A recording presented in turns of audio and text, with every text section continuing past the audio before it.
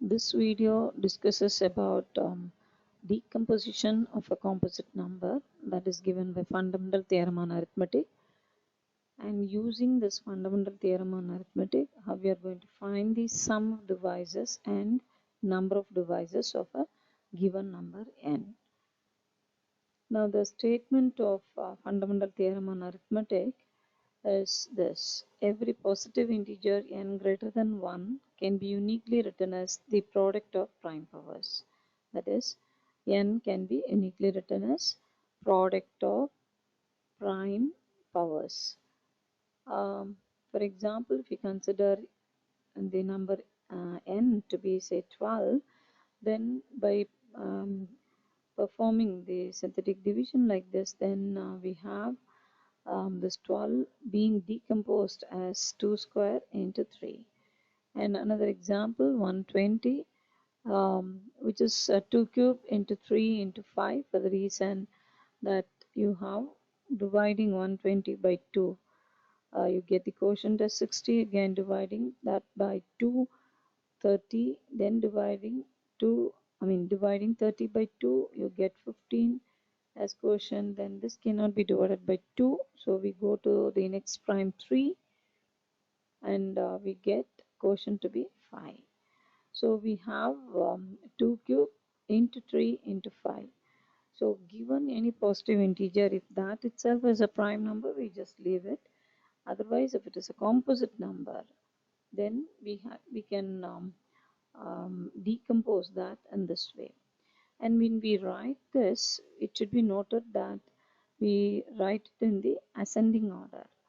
2, 3, like that we write 2, 3, 5, and so on. So it is written in the ascending order of the prime numbers.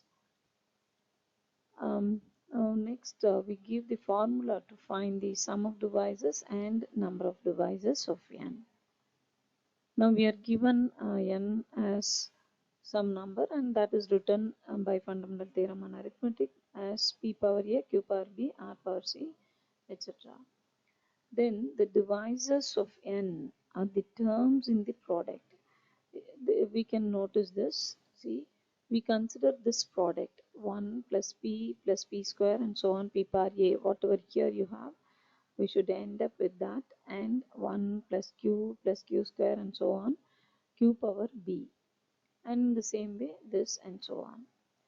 Now this, see, we have the terms in this product. See, 1 with 1, so we have 1 to be a divisor, and then we have 1 with q, then p with 1, so like that 1 comma p and so on. So when you consider the product without the plus sign, when you write comma, then in that case you have the divisors. Actually it will list out the divisors, but when you actually find out the product, this continued product, then that will give the sum of the divisors. But we know the formula for this. When we have 1 plus x square and so on, x power n, it is x power n plus 1 minus 1 by x minus 1. So in the same way here we have 1 plus p square and so on, p power a. So it is p power a plus 1 minus 1 by p minus 1. And similarly for this we have this, and for this we have, and it goes. Now number of divisors, so how many terms that we have in this? Starting from p power 0 to a, that means a plus 1. So you have a plus 1, and here q power 0, so 0 to b plus 1 terms, so and so on. So the number of divisors is given by a plus 1 into b plus 1 into c plus 1, and the sum of divisors is given by this. Now for example, if we consider n as 6, which is written as 2 into 3, we see that the divisors are 1, 2, 3, and 6. That's very obvious. For 6, we know what are the divisors, and this is rewritten in this way purposely. So in the next step, we are going to consider this 1 plus 2 as it is written here. You have 2, so starting from 1, so 2 power 0, that is 1, 1 plus 2. and 3 we have, so 3 power 0, that is 1 again, 1 plus 3. Now 1 into 1, that is what we have here, and 1 into 3 we have here, and 2 into 1 we have this, 2 into 3 we have this. So in this, when you write out the terms of the product with putting comma, that will list out the divisors. And we want to find sum of the divisors, means you have to add this, and then multiply. So we have 1, from here it is 1 plus 2 plus 3 plus 6, that is 12. And using this formula means we have to have 1 plus 2. So 2 square, that is 2 power whatever we have, that plus 1 minus 1 by 2 minus 1. That is what this one says. P power a means p power a plus 1 minus 1 by p minus 1. So in the same way here 3 we have, so 3 power 1, so 3 power 1 plus 1 minus 1 by 3 minus 1. And coming to number of divisors, we know from here that there are 4 divisors. That's obvious because it's a small number, we are able to list it out. But using this concept a plus 1, here in the place of a we have 1, in the place of b we have 1. So 1 plus 1, again 1 plus 1. So that gives 2 into 2, that's 4.